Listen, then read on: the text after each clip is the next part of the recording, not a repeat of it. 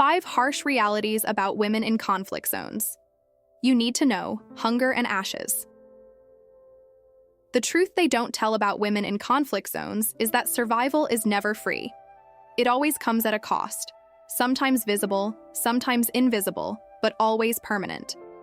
War eats not only food from the table, but dignity, silence, and pieces of humanity itself. And when everything collapses, it is women who carry the burden of feeding the living, even when the world offers them only ashes. Hunger is not an abstract idea in war.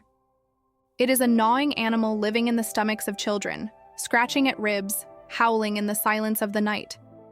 Mothers hear it in every cry, see it in every hollowed cheek, feel it in their own bodies as milk dries too soon and bones protrude from their skin. Hunger becomes the cruelest commander, forcing choices no one should ever make. I remember my grandmother describing how she boiled grass when bread was gone, how she crushed acorns into bitter flour, how she chewed roots only to spit them into her children's mouths because they could not digest them raw. She whispered, "We ate earth before we ate nothing."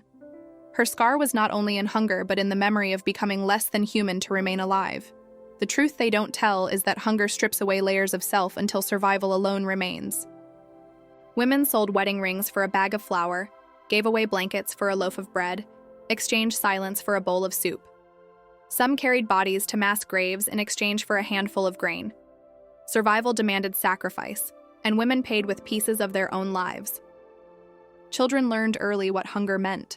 They stopped asking for sweets, stopped crying for more, stopped dreaming of feasts. Instead, they learned to savor crumbs, to split a crust into 4 equal parts, to drink water as though it were milk.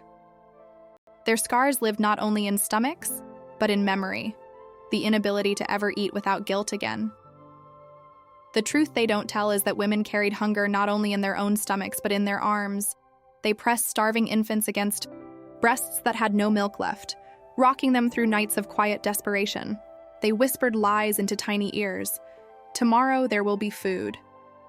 Their scars lived in those lies, born of love but rooted in despair. I once read of a woman who walked 3 days through bombed roads carrying her baby. She found no bread, no water, no mercy. On the 3rd night, she mixed ash with water and placed it on the child's lips, whispering, "Taste something, anything, before you die."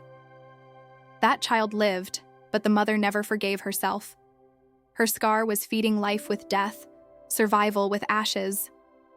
The truth they don't tell is that hunger reshaped communities too. Women shared what little they had with neighbors, hiding scraps and cloth, passing them hand to hand. Others hoarded, terrified of scarcity. Hunger revealed both solidarity and betrayal, both humanity and cruelty. Their scars were written in these decisions: who was saved, who was abandoned. I remember my mother saving stale bread long after the war. She dried slices in the oven, storing them in jars as though famine still breathed outside the window. When I laughed, she only said, "You don't know how bread can save a life." Her scar was the inability to see bread as ordinary ever again. The truth they don't tell is that hunger lingers long after war ends. Women continued to ration food decades later, hiding biscuits in pockets, feeding children until their own plates were empty. Their bodies carried the memory of famine, their minds shaped by the terror of empty cupboards. Their scars were not healed by peace, because hunger never truly leaves. The ashes in their hunger remind us that survival is not a victory song. It is a negotiation with despair, a bargain written in loss. Women bore this scar not only in their bodies, but in their memories, in the invisible price they paid to keep life alive when the world turned to fire. The truth they don't tell about women in conflict zones is that survival always comes at a cost. And though forgotten by history, their scars remain. In the bread hidden beneath mattresses, in the silence that follows every meal, in the ashes they carried inside long after the fire was gone. The price of silence. The truth they don't tell about women in conflict zones is that silence is not free. It costs more than words, more than sound. It costs memory, dignity, and sometimes even the soul itself. Survival often demanded quiet, but that quiet left scars deeper than any wound. When bombs fell, silence was the only shield. Mothers pressed trembling hands over their children's mouths, whispering without sound, "Do not cry.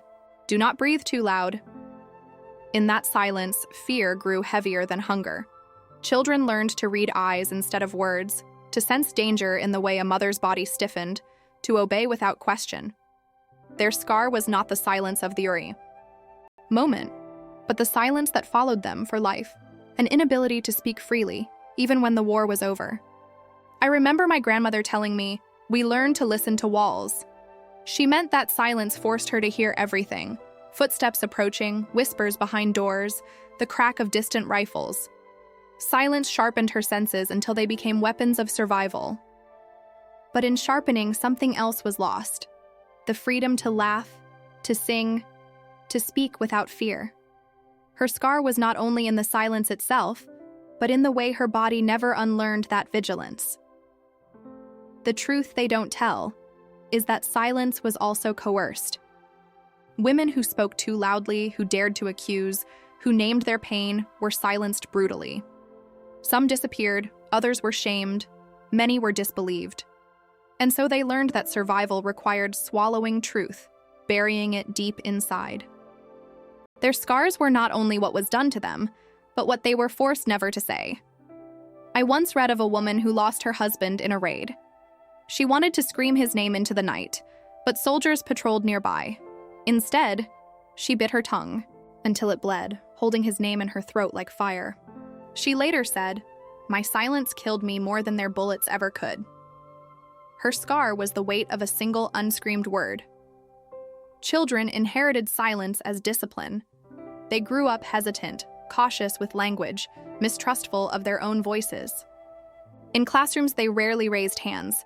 In homes, they never argued.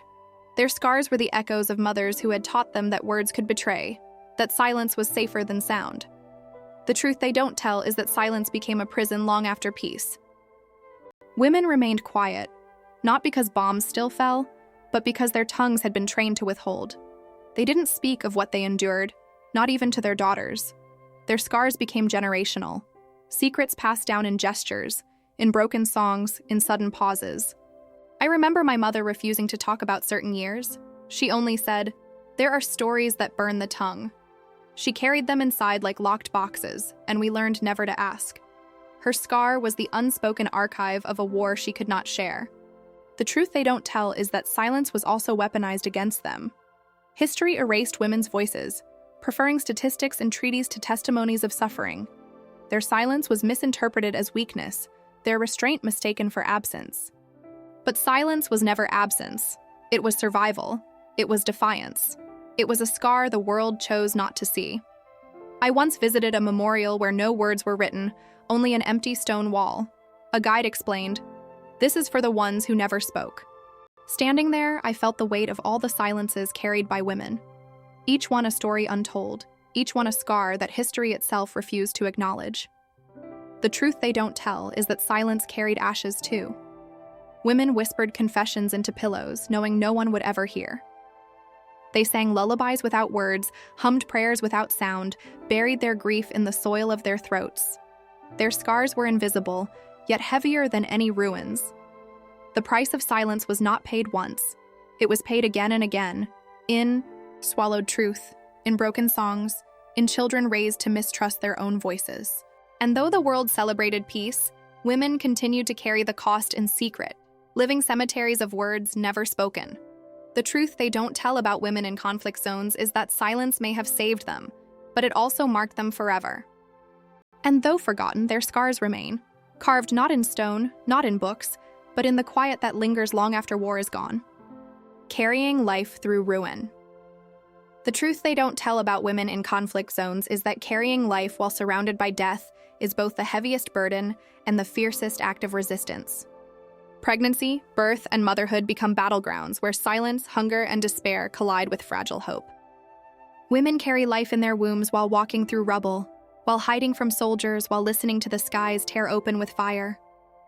To nurture a child in such a place is to defy annihilation, but also to bear scars deeper than history ever records. Imagine a woman walking through a field scattered with ashes. In her belly, a child kicks against the walls of safety, demanding nourishment the world cannot give.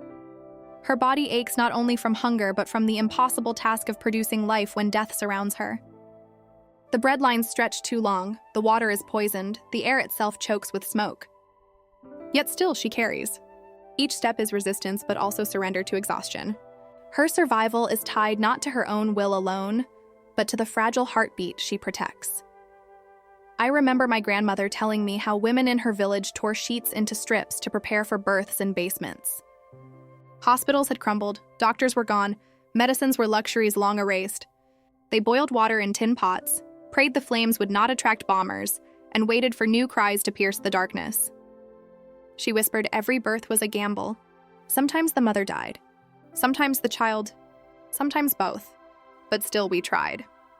Her scar was not only in watching lives end, but in watching them begin with ash already in their lungs. The truth they don't tell is that women carried children with the knowledge that tomorrow was uncertain. They caressed bellies swollen with life while staring at ruins, asking themselves whether it was cruelty or courage to bring a child into such a world. Some prayed the child would not survive birth, to spare it from hunger and fear.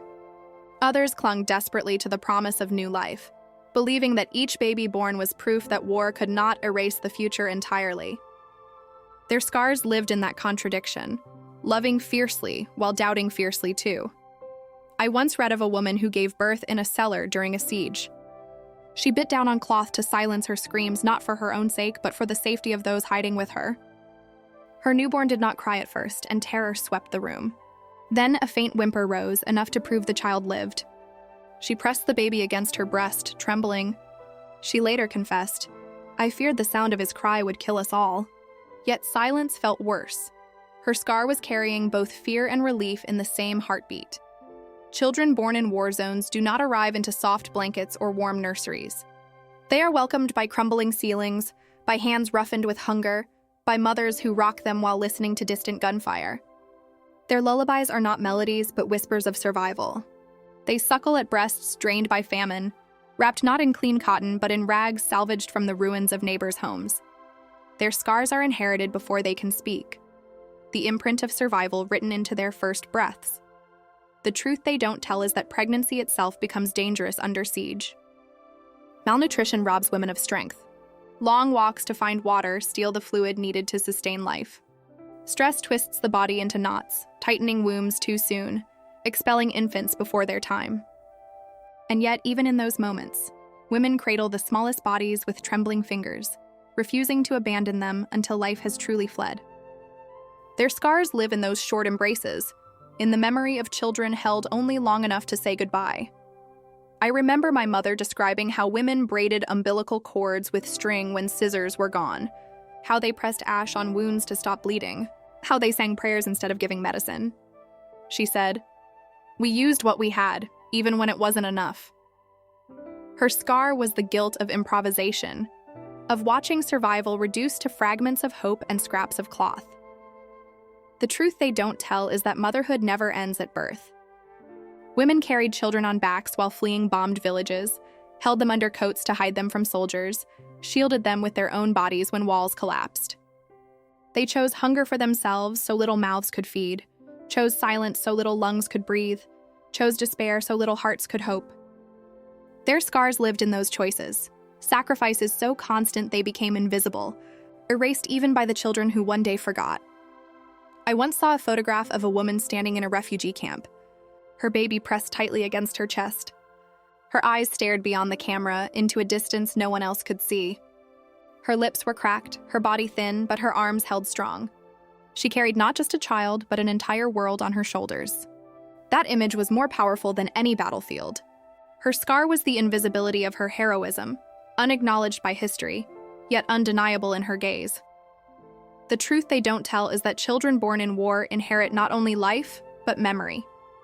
They grow up sensing fear before they understand language, learning silence before they learn speech, tasting hunger before they taste sweetness. Their first playgrounds are ruins, their first toys broken shells, their first teachers the scars etched on their mothers' faces. Their scars live in the subconscious, shaping who they become long after the war is gone. I remember my grandmother saying every time I looked at my child, I saw both survival and sacrifice. She meant that each living child was proof of strength, but also a reminder of what was lost to keep them alive. Her scar was in that paradox, loving fiercely while carrying guilt for the unseen costs. The truth they don't tell is that carrying life through ruin changes women forever. Their bodies are reshaped not only by childbirth, but by hunger, exhaustion, and grief. Their minds are carved by memories of nights spent rocking children while listening to bombs. Their spirits are tested by the dual weight of protecting life and mourning death at the same time. Their scars remain in every touch, every word, every silence that follows. And yet, carrying life through ruin is also the most profound act of defiance. Every child born is a declaration that war cannot erase the future. Every lullaby whispered in the dark is proof that humanity endures. Every step taken with a baby in arms is resistance to the void that conflict tries to impose. The scars are deep, but so is the resilience, both truths held in the same fragile hands. The ashes in their motherhood remind us that survival is not only about feeding bodies or hiding from death. It is about carrying life forward when the world insists there is no future. Women bore this scar not only in their bodies, but in their souls, in the impossible balance of nurturing in the midst of destruction. The truth they don't tell about women in conflict zones is that carrying life through ruin was never celebrated, never recorded in history books, never honored on monuments. But it was there, in every child who grew despite famine, in every mother who refused to let go, in every birth that echoed louder than bombs. And though forgotten, their scars remain, living testimonies of life cradled against the silence of war. The language of quiet. The truth they don't tell about women in conflict zones is that silence has a language of its own. It speaks in gestures, in glances, in the way a body freezes when danger is near. It speaks in the absence of sound, in the breath held too long, in the lullabies hummed without words. Silence is not emptiness, it is strategy, it is armor, it is survival. But it is also a prison whose walls remain long after the war has ended. When soldiers marched through villages, women hushed their children not only with hands, but with eyes. A sharp glance, a pressed finger to the lips, a tightening of shoulders, these became vocabulary more powerful than words. Children understood instantly, silence now or death follows. The scar was not only in what was left unsaid, but in how language itself was reshaped into warning.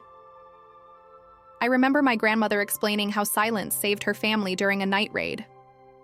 She said the baby stirred, ready to cry, and she pressed her breast into his mouth before sound escaped.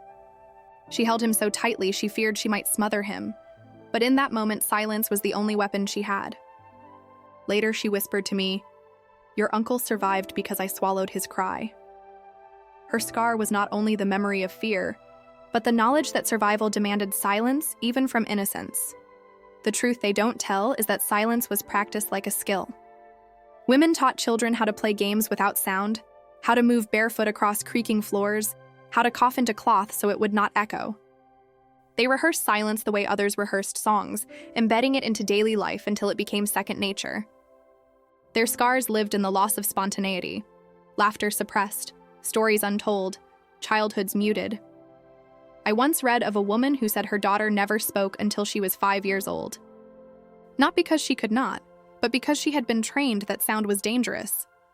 When peace came, the girl's first words were hesitant, fragile, as though testing air that might still punish her. Her scar was not only delayed speech, but the invisible lessons carried in silence. The truth they don't tell is that silence created intimacy too. Women looked at each other across rooms and shared entire conversations with a tilt of the head or the raising of a brow. Bonds were forged in those unspoken exchanges, solidarity carved in the absence of words. Yet those same silences also built walls, hiding grief too heavy to be shared aloud. Their scars lived in that duality, silence as both connection and isolation. I remember my mother saying, "I could hear my neighbor's thoughts in the way she closed her window."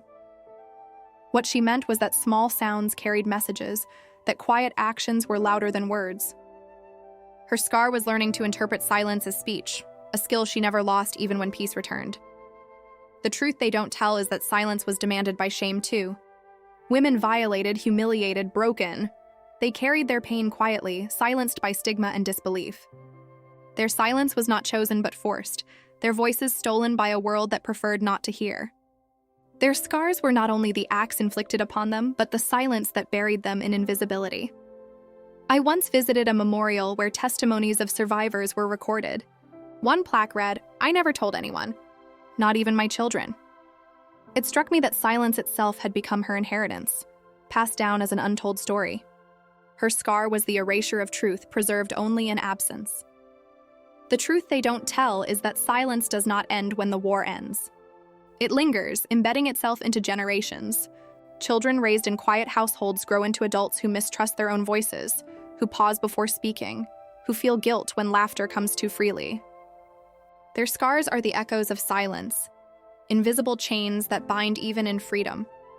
I remember my grandmother in her final years. She often sat in silence for hours, staring at nothing. When asked what she was thinking, she would only shake her head. I suspect she was not thinking, but remembering, reliving the years when silence was her only companion. Her scar was the inability to escape that language, even in old age. The ashes in their silence remind us that survival is not always about speaking truth, but about burying it deep enough to endure. Women bore this scar in their throats, in their gestures, in the unspoken weight carried through decades. The truth they don't tell about women in conflict zones is that silence was not weakness. It was strategy, a weapon wielded with precision.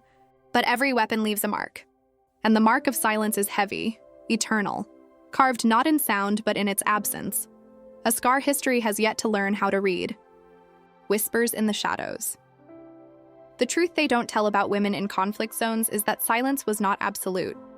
In the cracks of that silence, whispers lived, fragile threads of sound carrying warnings, secrets, prayers, and promises. Whispers became the underground river of survival, flowing quietly beneath the ruins of war. But like rivers, they eroded everything they touched. Women whispered to children in basements, teaching them not stories of fairy tales, but instructions for survival.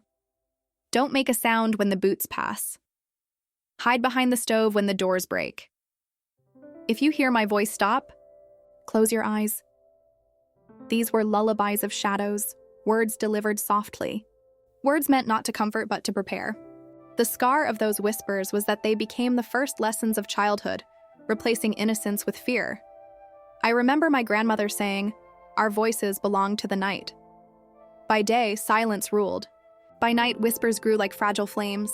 Women leaned close, lips brushing ears, words barely escaping their throats. They spoke of bread hidden under floorboards, of soldiers sighted on the road, of neighbors taken away. Each whisper was a risk, each syllable a rebellion. Her scar was the knowledge that trust itself had to be spoken in shadows. The truth they don't tell is that whispers carried the weight of community. Women created invisible networks through them, passing information like lifelines. A loaf of bread hidden in a barn, a safe house 2 villages away, the news of a raid, the death of a loved one. These whispers moved faster than soldiers, more quietly than gunfire, holding survival in their fragile breath.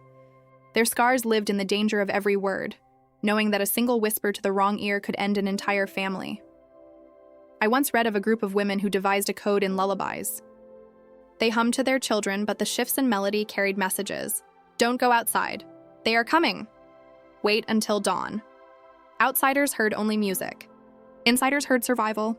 Decades later, those mothers confessed they no longer remembered the original songs. Their scar was that music itself had been consumed by fear. Children learned to whisper before they learned to sing. They whispered prayers into clenched fists, whispered secrets into the cracks of walls, whispered questions to mothers who only pressed fingers to their lips in reply. Whispering became habit, their natural voice lowered even in safety. Their scars were shaped by that conditioning, voices forever restrained, as though freedom might punish them for speaking too loudly. The truth they don't tell is that whispers carried guilt too. Women whispered promises they could not keep. Your father will come back. Tomorrow we will eat. This will end soon. They spoke these lies not out of cruelty, but out of desperate love. Yet the lies became scars, words remembered long after, betraying hope that never came. I remember my mother leaning close to tell me stories during storms. She whispered of a better time, of fields before fire, of bread before hunger. Her voice was fragile, breaking often, yet it wrapped me in a cocoon of hope. Years later, she admitted those stories were inventions, created so I would sleep. Her scar was the burden of crafting beauty in the ashes of truth. The truth they don't tell is that whispers themselves were dangerous evidence. A captured whisper could unravel entire communities. Soldiers knew it, spies hunted for it, neighbors betrayed one another for it. Women carried whispers like contraband, smuggling them in cupped hands and bent heads. Their scars lived in paranoia, the endless question of who could be trusted with even a single word.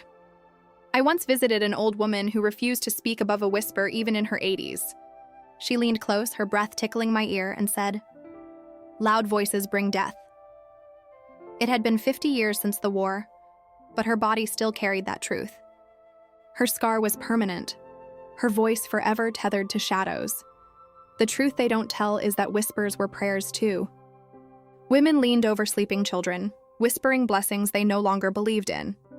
They whispered names of the dead, refusing to let memory dissolve into silence. They whispered into earth itself, planting seeds with words of hope. Their scars were in those fragile acts of faith, believing that whispers could reach where shouts never would. The ashes in their whispers remind us that survival is not only built in silence, but in fragile sounds hidden beneath it. Women bore this scar in their voices, in their children's training, in the lies told out of love, in the truths smuggled through shadows. The truth they don't tell about women in conflict zones is that whispers were both salvation and curse.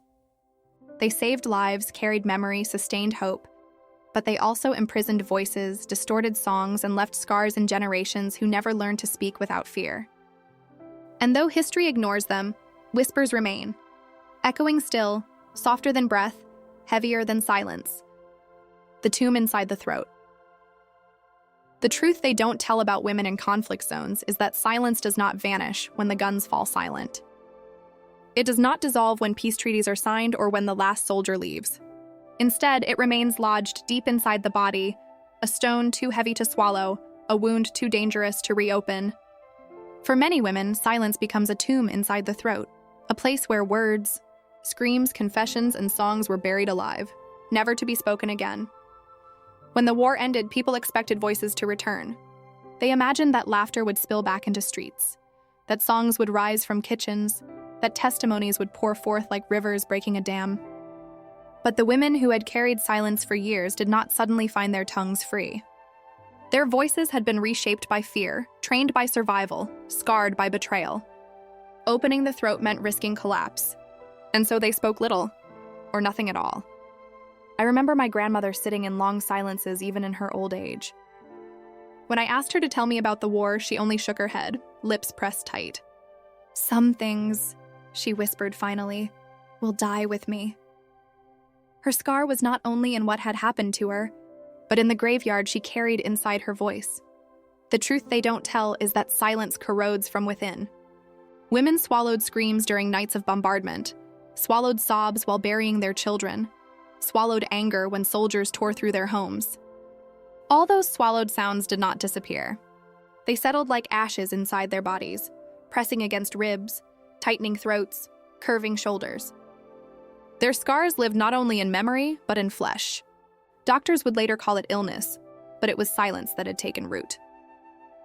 I once read of a woman who lost her voice entirely after the war, not through injury, but through absence. She tried to speak, but only a rasp emerged. She lived the rest of her life writing on scraps of paper, her voice buried in her throat. When asked why, she scribbled, "It was consumed by silence." Her scar was the physical erasure of sound, proof that silence can wound as deeply as any bullet. Children of these women noticed too. They grew up in homes where questions were met with silence, where entire years were locked away in throats that refused to open. They sensed the weight of what was unsaid, even if they never learned the details. Their scars were inherited. Silence passed down like an heirloom, shaping them without words. I remember my mother refusing to tell certain stories even when pressed. She said, "If I open that door, I will never close it again." I realized then that silence was not only protection during war, but a fragile dam in peace. Her scar was fear of her own voice, fear that speaking would drown her in the flood of memory. The truth they don't tell is that silence became ritual. Women visited graves without speaking, cooked meals without conversation, sat in circles with other survivors where only eyes spoke. They created entire worlds without words, entire communities bound by quiet recognition. Their scars lived in those gatherings, solidarity carved not by sound, but by the shared tomb each throat contained. I once visited a refugee who had resettled decades earlier. She invited me for tea, but we spent most of the time in silence. At the end, she leaned close and said softly, "I have learned that silence is safer than truth." Then she smiled as if apologizing. Her scar was not just fear, it was habit, a survival mechanism that had outlived the war itself. The truth they don't tell is that silence erased testimony. Historians recorded numbers, battles, treaties, but not the unspoken. Women's pain, violations, sacrifices remained entombed in throats that refused to release them. History mistook silence for absence, forgetting that silence is often the loudest proof of all. Their scars were doubled, first by what they endured, then by the erasure of what they never said. I remember standing in a museum where recordings of survivors played. Some spoke in detail. Others sat before the microphone and said nothing, tears sliding down their cheeks. Silence filled the room louder than any testimony. That silence itself was archive, proof of the tombs carried inside their throats. The truth they don't tell is that silence sometimes burst open when least expected. A scream in the night, a sudden sob at the sound of a song, a trembling voice at a child's question. In those moments, the tomb cracked, and what emerged was raw, unfinished, unbearable. But more often than not, the tomb stayed sealed. Safer that way. The ashes in their silence remind us that survival is not only about what is endured, but about what is buried. Women bore this scar in their bodies, in their children, in the graves they carried inside their throats. The truth they don't tell about women in conflict zones is that silence was not only a weapon, not only a prison, it became a tomb. And though forgotten, those tombs remain, filled with unscreamed words, unsung songs, unspoken truths. History may never hear them, but they exist, heavy as stone, eternal as scars. Flesh as territory. The truth they don't tell about women in conflict zones is that their bodies become extensions of the battlefield. Flesh turns into territory, conquered, violated, sacrificed, or exploited, not because women chose it, but because war carves its mark on what should never be touched. The female body, already burdened with hunger and exhaustion, becomes another map for conquest, another ground for humiliation, another monument of scars. When soldiers stormed villages, they did not only burn houses or seize land. They also seized bodies. Women became symbols of victory, their suffering a weapon to terrorize entire communities. Silence could hide food. Courage could hide resistance. But the body, fragile, exposed, inescapable, betrayed them. It was marked without consent, rewritten without words, treated as spoils of war. I remember my grandmother saying, "They destroyed more than walls. They destroyed what we carried inside." Her scar was not only in memory, but in the way her body never felt like her own again. Even in peace, she avoided mirrors, as though reflection itself reminded her that her flesh had once been enemy ground. The truth they don't tell is that violence against women's bodies was not incidental. It was calculated. Armies knew that breaking a woman's body broke her family, her children, her village. The violation carried beyond the act, echoing through shame, through silence, through generations. Women bore scars invisible to outsiders but burning beneath the surface. I once read of a survivor who said, "My body became a letter written by war, but no one wanted to read it." Her words haunted me. They revealed the cruel paradox. Women's suffering was both hyper-visible and erased. Everyone knew, but no one wanted to name it. Her scar was not only the act itself, but the silence surrounding it. The truth they don't tell is that even when women's bodies were not directly violated, they were still consumed by war. Hunger stripped flesh to bones, exhaustion bent spines, pregnancies in hiding pushed them to collapse. They carried children across miles, their feet blistered, their backs broken. Their bodies became tools of survival, stretched beyond their limits, punished by necessity. Their scars lived in every ache, every pain that never healed. I remember my mother massaging her legs late at night, saying, "They still carry miles of war." She meant that the weight of flight, the endless walking through mud and rubble, had carved pain into her muscles forever. Her scar was not visible, but every step reminded her of roads she never wanted to walk. The truth they don't tell is that women's bodies were forced into silence too. Many concealed pregnancies out of fear, binding themselves in cloth, hiding swelling bellies beneath rags. Some gave birth alone in fields, too ashamed or too afraid to call for help. Others abandoned infants in desperate acts of love, believing the child might survive in someone else's arms. Their scars lived in the absence of recognition, in the solitude of suffering unseen. I once visited a refugee camp where a woman rocked an infant in silence. Her face was expressionless, her body motionless except for the rhythm of her arms. When asked her name, she did not answer. Later, I was told she had lost her entire family and that soldiers had claimed her body again and again. Her scar was beyond words, etched not in testimony but in the hollowness of her gaze.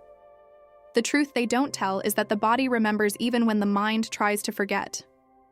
Women who endured violence often felt it in sudden tremors, in flinches at touch, in sickness with no medical explanation. The body became the archive of memory, carrying trauma like invisible ink beneath the skin. Their scars lived not in what they could say, but in what they could not control. I remember an elder woman once telling me, "My body speaks even when my mouth is closed." She meant that her trembling hands, her restless nights, her recoiling from kindness, all of it told the story she would never share. Her scar was not silence alone, but the betrayal of her own flesh. The truth they don't tell is that resilience also lived in the body. Women used their bodies as shields, covering children during bombings, lying across siblings to protect them from soldiers, walking barefoot so others could wear shoes. They bore hunger longer, carried loads heavier, sacrificed rest more often. Their bodies were battlegrounds, but also walls of protection. Their scars were double-edged, devastation on one side, defiance on the other. I once read about a mother who carried her paralyzed daughter on her back through mountains to escape invasion. When asked how she found the strength, she replied, "It wasn't strength. It was love dragging me forward." Her scar was permanent pain in her spine, but also permanent proof that love could march through war. The ashes in their bodies remind us that flesh is not neutral in war. It becomes soil, archive, weapon, shield. Women bore this scar in their skin, in their bones, in the parts of themselves that history has always overlooked. The truth they don't tell about women in conflict zones is that their bodies were conscripted without choice, turned into territories without maps, battlegrounds without monuments. And though forgotten by history, their scars remain, etched not in stone, but in flesh that carried both ruin and resistance. The weight of exhaustion. The truth they don't tell about women in conflict zones is that exhaustion itself becomes a weapon of war. Not only the bombs, not only the hunger, not only the fear, but the relentless wear of days that never allow rest. Women's bodies, already weakened by famine, already burdened with carrying children, already pressed into silence, became landscapes carved by fatigue. Every step, every breath, every gesture was shadowed by the weight of exhaustion. War is not a single event. It is repetition. The same hunger day after day, the same fear night after night, the same tasks multiplied until they break the strongest will. Women woke before dawn to search for water, walked miles for scraps of food, returned to wash wounds, comfort children, bury the dead. Their lives were cycles of demand without reprieve. And yet, the world called them resilient, forgetting that resilience often looks like exhaustion, disguised as endurance. I remember my grandmother sitting at the table long after everyone else had eaten. Her eyes were open, but her body sagged, as though every bone wanted to collapse inward. When I asked why she stayed up, she answered, "Because I must be awake in case the night returns." Her scar was the inability to rest, the knowledge that peace was always temporary. The truth they don't tell is that exhaustion leaves marks just as deep as violence. Women's hair thinned, their teeth loosened, their spines curved under endless labor. Their bodies aged decades in a handful of years. They were grandmothers at 30, carrying faces of old age while still young. Their scars lived not only in memory, but in the very shape of their bodies, carved by fatigue. I once read of a woman who said she could not remember the sound of her own laughter. She had been too tired to laugh, too weary to notice joy. She explained, "I worked until my body no longer belonged to me. It was only a tool." Her scar was the erasure of self, identity swallowed by exhaustion. The truth they don't tell is that exhaustion was gendered. Men fought, men fled, men sometimes disappeared, but women had no choice but to remain awake. They became caretakers, protectors, builders, mourners. Their nights were interrupted by children's cries, by the sound of boots outside, by the groans of the sick. Even when others slept, women did not. Their exhaustion was a badge of responsibility, forced upon them, unacknowledged by all. I remember my mother's hands trembling as she sewed at night, stitching scraps into clothes by candlelight. She said, "If I stop, they will freeze." Her scar was the belief that pausing meant betrayal, that her family's survival depended on her exhaustion. The truth they don't tell is that exhaustion was carried in silence, never spoken aloud. Women did not complain because there was no one to listen, no room for weakness, no luxury for collapse. They swallowed their fatigue, wore it like armor, moved forward until they broke. Their scars lived in that invisibility, pain so ordinary it was never named. I once saw a photograph of women carrying buckets of water across ruins, shoulders bent, faces blank. Behind them, smoke rose. In front of them, children waited. Their posture told the story, bodies crushed by repetition yet still moving. The scar was not in the picture alone, but in the knowledge that no one called it heroism. It was simply expected. The truth they don't tell is that exhaustion survived peace. Women carried habits of sleeplessness into old age, waking at night to check doors, to listen for threats that no longer existed. They kept working long after necessity ended, unable to believe they were allowed to rest. Their scars lived in insomnia, in restless hands, in eyes that never closed fully. I remember an elder woman telling me, "Peace does not erase the body's memory." She meant that even decades later, her bones ached as though still carrying buckets, her back curved as though still bent over fields of ash. Her scar was not in forgetting, but in reliving exhaustion every time her body moved. The truth they don't tell is that exhaustion was also weaponized.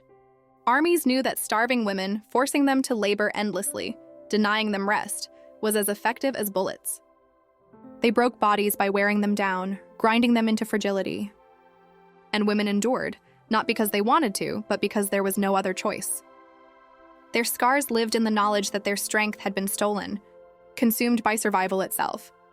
The ashes in their exhaustion remind us that survival is not always loud, not always heroic in the way history records. Sometimes it is simply staying awake one more night, walking one more mile, carrying one more child. Women bore this scar in their bodies, in their fatigue, in the quiet collapse of self under relentless demand. The truth they don't tell about women in conflict zones is that exhaustion itself became a battlefield. And though forgotten, their scars remain. In the bent spines, in the trembling hands, in the insomnia that outlived the war, broken health, unseen scars. The truth they don't tell about women in conflict zones is that many of their wounds were never visible. Not every scar bleeds. Not every fracture shows. Some injuries live in the lungs, in the womb, in the silent decline of health when there is no medicine, no rest, no healing. War leaves bodies broken in ways that do not appear in photographs or memorials.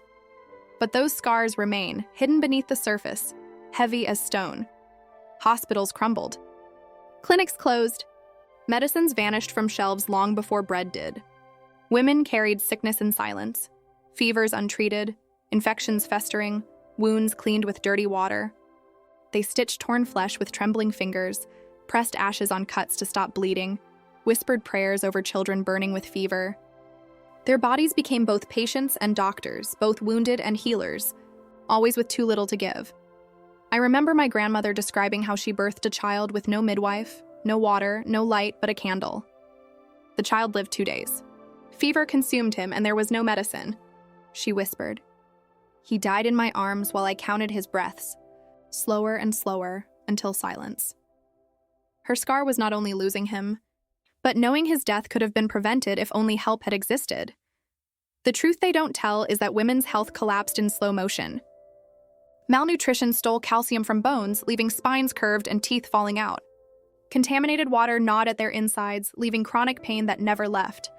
Nights of smoke-filled air lodged dust deep into their lungs, coughing that lingered for decades. They did not die in the war itself.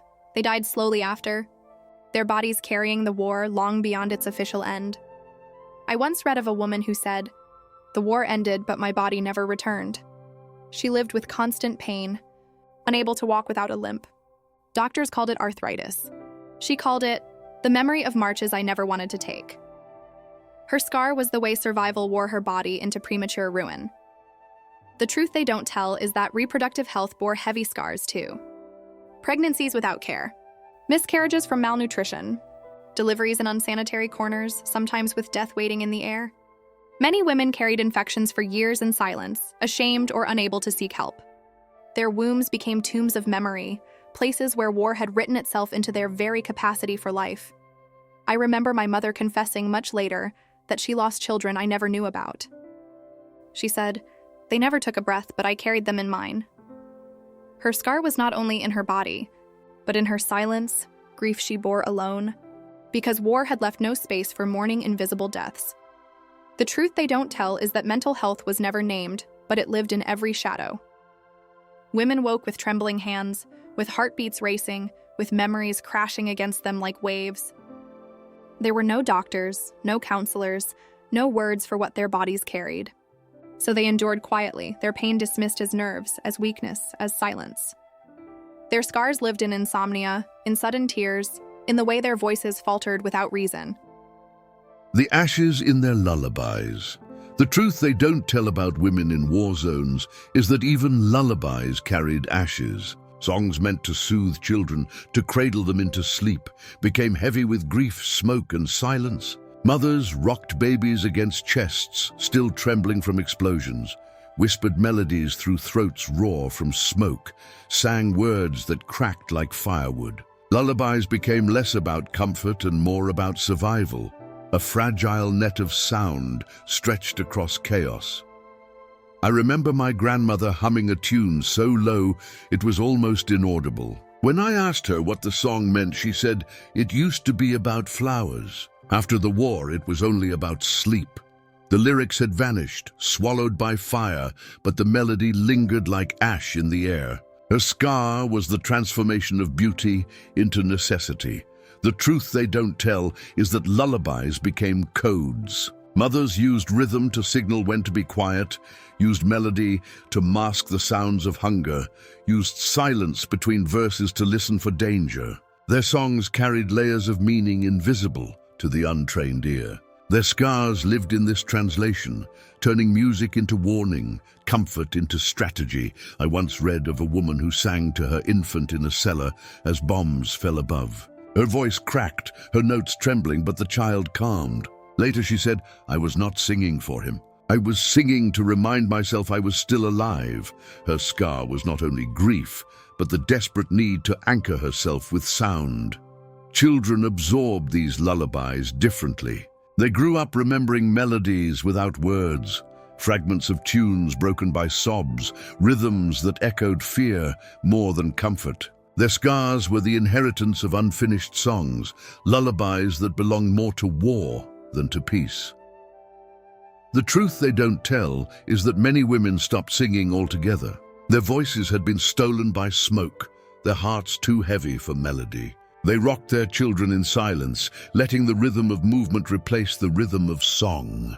Their scars were in the silence itself, the absence of music where it should have been. I remember my mother telling me that when she finally tried to sing again, years later, her voice cracked before she reached the first note. She wept, saying, "The war still lives in my throat."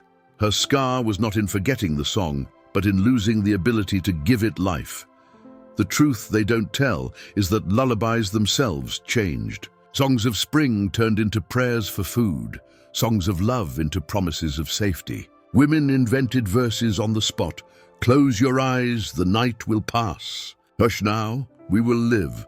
Their scars were etched into these improvised hymns, each note a plea, each word a shield. I once stood in a refugee camp where women hummed in unison. Dozens of children pressed against their chests. The sound was eerie, low, almost like mourning, yet it carried the rhythm of survival, a lullaby not of joy, but of endurance. It was not music for sleep, it was music for life. The truth they don't tell is that even decades later, women could not hear certain songs without breaking. A simple tune in the marketplace, a melody on the radio, could open wounds they thought had healed. Their scars were alive in those moments, memory resurrected by music, grief carried in notes.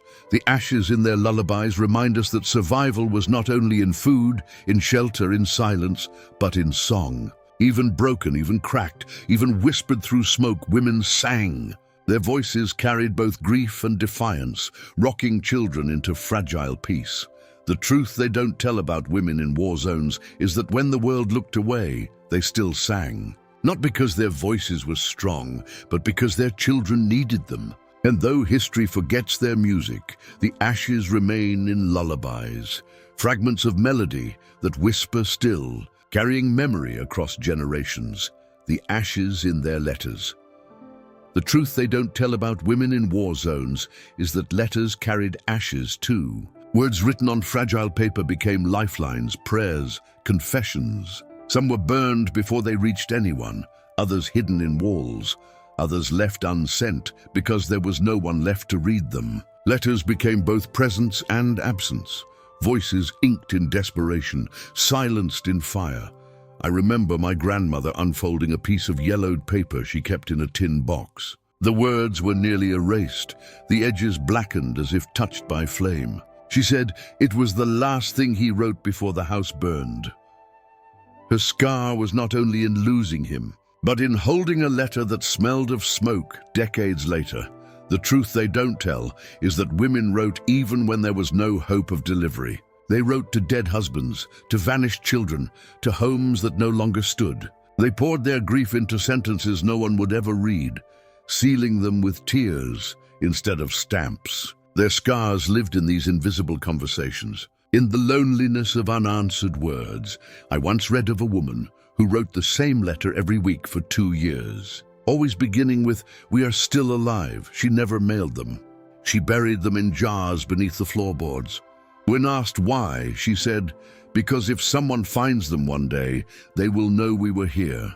Her scar was hope transformed into archive. Children discovered some of these letters by accident. They opened boxes, found scraps of paper hidden inside mattresses, or read fragments scrawled on walls. For them it was revelation, proof that their mothers had spoken more than silence. Their scars were the discovery of grief preserved in ink. The truth they don't tell is that many letters turned to ash before they could be read. Women watched smoke carry their words into the sky, love, fear, memory vanishing into grey. They stood helpless, palms open, as if trying to catch the sentences mid-air.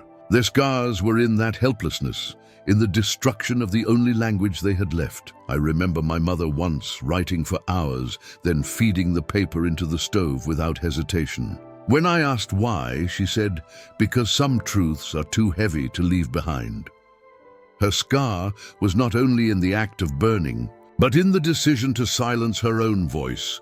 The truth they don't tell is that letters became sacred objects. Women folded them with care, placed them beneath pillows, kissed them as though lips could bridge absence. Some carried them tucked into clothing, pressed against skin like relics. Their scars were in the devotion to fragile paper, in treating ink as though it were flesh. I once saw in a museum a display of half-burned letters, edges curled, words still visible. "Don't forget me." The room was silent. No one needed explanation. The letters themselves carried the scar, proof of lives interrupted, voices almost erased. The truth they don't tell is that women kept writing even after peace returned. They wrote letters to the dead, to the past, to themselves. They stored them in boxes, hidden from view. Their scars lived in those secret archives, testimonies too private for history, but too heavy to abandon. The ashes in their letters remind us that survival is not only carried in bodies, but in words. Even when destroyed, even when unread letters spoke. They whispered of grief, of endurance, of memory that refused to die. The truth they don't tell about women in war zones is that when the world looked away, they wrote anyway. And though many letters turn to ash, their words remain in silence. Scars inked in air, fragile as paper, eternal as memory. The weight of names. The truth they don't tell about women in conflict zones is that names became heavier than stones. Every name carried a story, a life, a loss. To forget was to betray. To remember was to suffer. Women held names in their mouths like fragile glass, repeating them softly so the world would not erase them. But memory came with a cost, a wound that never closed, a scar carved into every syllable. In the ruins, women whispered names of children who did not return from fields, husbands who vanished into camps, neighbors swallowed by silence. They carved names into scraps of wood, etched them into walls, sewed them into hems of clothing. Every name was resistance. Every name was defiance against the machinery of forgetting. Yet each repetition reopened grief. The scar was not only the loss, but the weight of carrying remembrance alone. I remember my grandmother reciting names before sleep. She spoke them as though counting beads on a rosary, one after another, each name followed by silence. When I asked why, she said, "If I stop, they will disappear twice, once from the world, once from me." Her scar was the duty of being memory's last guardian. The truth they don't tell is that names were sometimes forbidden. Women who whispered too loudly risked punishment. Some erased names from documents out of fear, pretending loved ones had never existed. Others kept them alive only in secret, in whispers at night, in prayers beneath breath. Their scars lived in the paradox, needing to remember, but forced to hide remembrance. I once read of a woman who carried a cloth embroidered with names of her family. She had stitched them in secret, each letter small enough to avoid notice. After the war, she unfolded it for her granddaughter and said, "This is all I have left of them." Her scar was the weight of cloth heavier than any stone, memory woven into thread. The truth they don't tell is that names changed under war. Some were shortened, disguised, hidden beneath false identities. Children grew up with names that were not their own, taught never to reveal the truth. Mothers carried the burden of silence, guarding their children with invented identities. The scars lived in confusion, in generations who later asked, "Who am I truly?" I remember my mother admitting that she had once given me a false name to strangers. She said, "Your real name was too dangerous then." Her scar was the guilt of almost erasing me to protect me. The truth they don't tell is that women also carried the names of the dead. They repeated them at graves, in empty houses, in ruins where laughter once lived. Sometimes they gave newborns the names of siblings lost, hoping to keep memory alive through flesh. But those names were heavy, bearing the weight of ghosts. Their scars lived in children who grew up in shadows not their own. I once met a woman whose daughter was named after her dead sister. She confessed, "Every time I call her, I feel both joy and grief. Her name carries two lives, one gone, one here." Her scar was in that double resonance, love entangled with mourning. The truth they don't tell is that forgetting was never an option. Women remembered even when they wanted to forget. Names came back in dreams, in smells, in songs half sung. They clung to memory because erasure felt like betrayal, but memory itself was unbearable. Their scars were shaped by this impossible balance, trapped between grief and duty. I remember an old woman who refused to speak any name. When asked why, she said, "Because if I start, I will never stop." Her scar was silence born not of fear, but of memory too vast for her frail voice. The truth they don't tell is that names became sacred, each syllable a prayer, each repetition a ritual of survival. Women carried them in their throats, wrote them in hidden pages, passed them in whispers to children who did not know the faces behind them. The weight of names was unbearable, yet they bore it, because no one else would. The ashes in their names remind us that survival is not only about living, but about remembering. Women bore this scar in their tongues, in their hands, in the fragile spaces where names were preserved. The truth they don't tell about women in conflict zones is that names were both blessing and curse, salvation against forgetting, and prison of endless grief. And though history rarely records them, those names still echo, heavy as scars, eternal as memory. The ashes in their songs. The truth they don't tell about women in conflict zones is that even their songs carried scars. What once had been music of celebration, lullabies of tenderness, hymns of faith, all of it was reshaped by war. Voices that once rose in joy now trembled in whispers. Melodies became vessels for grief. Rhythm turned into survival. Songs were no longer just songs. They became archives of ashes, carrying memories that silence alone could not contain. In villages where the night was thick with fear, women hummed softly to children pressed against their chests. The lullabies were not the same as before. Words were stripped away, replaced by fragments of broken verses.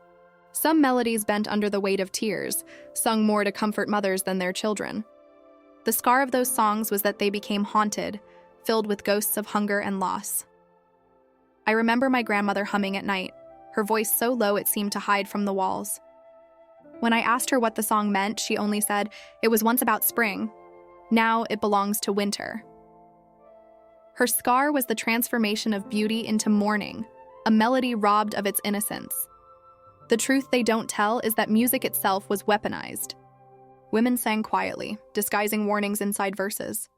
A shift in rhythm meant danger. A repeated word meant soldiers were near. Songs became secret codes, messages passing through melody where speech could not. The scars lived in the distortion of music. Lullabies that once promised safety now delivered survival strategies. I once read of women in Eastern Europe who sang to signal escape. Their songs carried no joy, only instruction, hidden in plain hearing. Outsiders thought it was grief disguised as melody. Insiders knew it was a call to run, a warning wrapped in sound.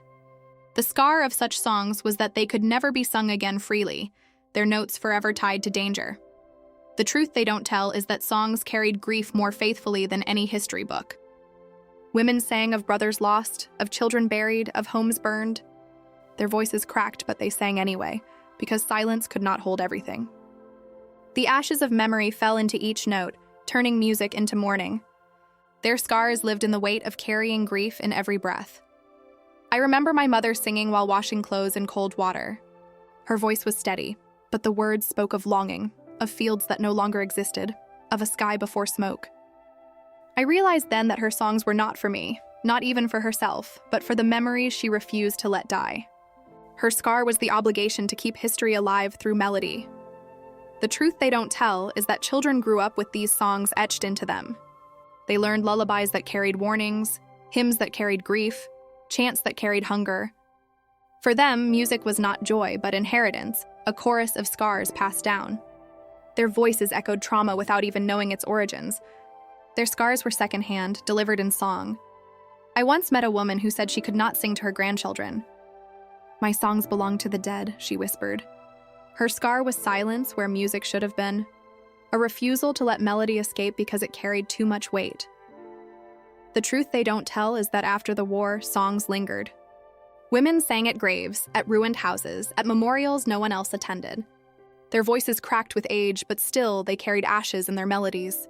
These songs were unrecorded, unrecognized, unpreserved, but they lived, humming in kitchens, rising in fields, whispering in prayer. Their scars lived in the invisibility of this music, a history never written down, yet eternal in sound. I remember hearing my grandmother sing once more before she died. Her voice was thin, breaking, but she sang anyway. When I asked why, she answered, "Because if I don't, the ashes will choke me." Her scar was the burden of carrying memory and melody until her last breath. The ashes in their songs remind us that memory is not only written or spoken, it is sung, carried in vibrations of air, passed from mother to child, echoing even when words fail. Women bore this scar in their throats, in their melodies, in the haunted notes of lullabies forever changed. The truth they don't tell about women in conflict zones is that their songs became ashes, carrying both survival and grief. And though history may never hear them, those melodies remain, quiet, cracked, eternal scars in the sound of survival. Shadows in their eyes. The truth they don't tell about women in conflict zones is that their eyes carried what their voices could not. If silence lived in their throats and ashes in their songs, then memory lived in their gaze. Eyes became archives, holding images too heavy for words, too raw for paper. They reflected ruins even when landscapes healed, carried shadows even in sunlight. Looking into those eyes was like stepping into a battlefield disguised as flesh. Children often described their mother's stares as distant, as though they were looking beyond walls into places no one else could see. Some eyes glimmered with vigilance, scanning every doorway, every road, waiting for danger that might never come. Others sagged under weight, clouded by grief too vast to be contained. The scar was visible in the gaze itself, a heaviness that no smile could erase. I remember my grandmother sitting by the window. She stared out for hours, not moving, not speaking. I asked once what she was looking at. She answered softly, "I still see them walking." There was no one outside. Her eyes carried soldiers from decades past. Her scar was not blindness, but vision that refused to fade. The truth they don't tell is that eyes betrayed women even when their mouths stayed silent. A glance too sharp revealed fear. Tears unshed revealed grief. A flicker of recognition revealed secrets. Women learned to control their eyes, to look down when questioned, to dull their gazes into emptiness. Yet even in control, the shadows lingered. Their scars lived in that contradiction, hiding and revealing at once. I once read of a woman whose interrogator told her, "Your eyes speak louder than your tongue." She survived the war, but for years afterward, she avoided eye contact with strangers. Her scar was not in what she said, but in what her gaze had once betrayed. The truth they don't tell is that mothers passed shadows through their eyes to children. A single look could silence a room, warn of danger, or forbid laughter. Children grew up learning to read glances as if they were language. Their scars were inherited through this gaze, an unspoken education in vigilance, in fear, in grief. I remember my mother's eyes on nights of thunder. She froze, staring into darkness as though the storm outside was artillery returning. Her eyes widened, then dulled. Even when she reassured us, her gaze told another truth. She was back in the war. Her scar was the prison of memory behind her pupils. The truth they don't tell is that women's eyes became testimonies at graves, at ruins, at memorials. No words were needed. Tears traced paths down faces etched with silence, while gazes fixed on stones or fields carried entire stories. Their scars were untranslatable, stored in glances that outsiders could never fully read. I once met a woman who had lost 4 children. She never spoke of them, but when she looked at me, I felt the weight of their absence pressing into my chest. Her eyes carried them still. Her scar was the eternal presence of loss reflected in her gaze. The truth they don't tell is that shadows never left those eyes. Even in moments of joy, even when grandchildren were born, even when peace lasted decades, something remained behind the light. A depth, a quietness, a reminder that they had seen what no one should. The scar was permanent, etched deeper than wrinkles, untouched by time. The ashes in their eyes remind us that history is not only written in books but carried in human faces.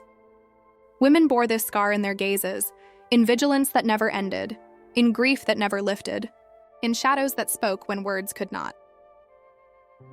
The truth they don't tell about women in conflict zones is that their eyes became mirrors of memory, reflecting ruins invisible to others. And though history forgets, those shadows remain, lingering in every glance, scars made of sight, eternal as vision. The burden they still carry. The truth they don't tell about women in conflict zones is that the war never truly ends for them.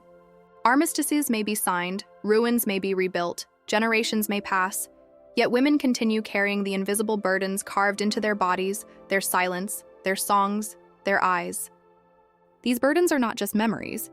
They are living weights, pressing down on shoulders that should have been allowed to rest, pulling at hearts that should have been allowed to heal. When outsiders look at survivors, they often see resilience. They admire strength, endurance, the ability to keep moving, but they rarely ask what that strength cost. They rarely see the fractures beneath the surface. Bones bent by exhaustion, voices locked in silence, wombs scarred by violence, dreams consumed by fire. The world names it resilience. Women know it as burden. I remember my grandmother holding a basket of laundry in her 80s, her back bent, her breathing shallow. She insisted on doing it herself, refusing help. When I asked why, she said, "If I stop carrying, I will remember what I've carried all my life." Her scar was not just the weight of clothes, but the unrelenting habit of burden itself. The truth they don't tell is that these burdens shaped entire generations. Children grew up in homes shadowed by silence, where joy felt dangerous, where vigilance was second nature. They inherited trauma they never lived, carrying fragments of a war that had ended long before their births. Their scars were not their own, yet they bore them anyway, hand-me-downs of grief, heirlooms of fear. I once read of a woman who said her granddaughter asked why she cried when nothing had happened. She answered, "Something always happened before." Her scar was the inability to separate present from past, the burden of memory spilling into every moment. The truth they don't tell is that burdens were not only emotional but physical. War carved permanent illnesses into women's bodies, broken lungs, fragile bones, hearts that beat too fast in silence. They lived with pain decades after, still waking at night, still gasping for air, still trembling at shadows. Their burdens did not leave when the soldiers did. They grew heavier with age. I remember my mother clutching her chest when fireworks exploded outside. She whispered, "I cannot tell the difference anymore." Her scar was the burden of never escaping, even in celebration. The truth they don't tell is that women carried burdens that history erased. Their suffering was rarely recorded in books, their names rarely carved in monuments. They were remembered as victims, never as survivors, as silent figures, never as keepers of memory. Their scars lived in invisibility, an additional weight, the burden of being forgotten. I once visited a war memorial. Rows of names were carved in stone, but most belonged to men. I asked an old woman if her story was written there. She shook her head and said, "We carried too much to fit on stone." Her scar was being erased while still alive, burden doubled by silence. The truth they don't tell is that burdens were also disguised as survival. Women smiled for children, baked bread out of nothing, sang lullabies filled with grief. To outsiders, they looked strong. To themselves, they felt hollow. Their strength was real, but it was born of necessity, not choice. Their scars lived in that duality, praised for endurance, punished by it. I remember an elder survivor saying, "We were strong because no one gave us another option." Her scar was not pride and resilience, but fatigue at carrying a burden she had never chosen. The truth they don't tell is that women's burdens became traditions too. They taught daughters to be vigilant, to stay silent, to endure. They did not mean harm, they meant to prepare them. But those teachings carried scars forward, making burden hereditary. The ashes of memory did not settle. They traveled through generations. I once met a young woman whose grandmother had survived conflict decades earlier.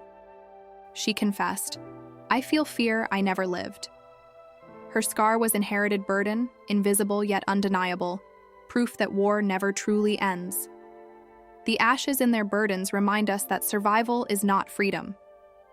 Women bore these scars in silence, in exhaustion, in bodies broken, in dreams haunted.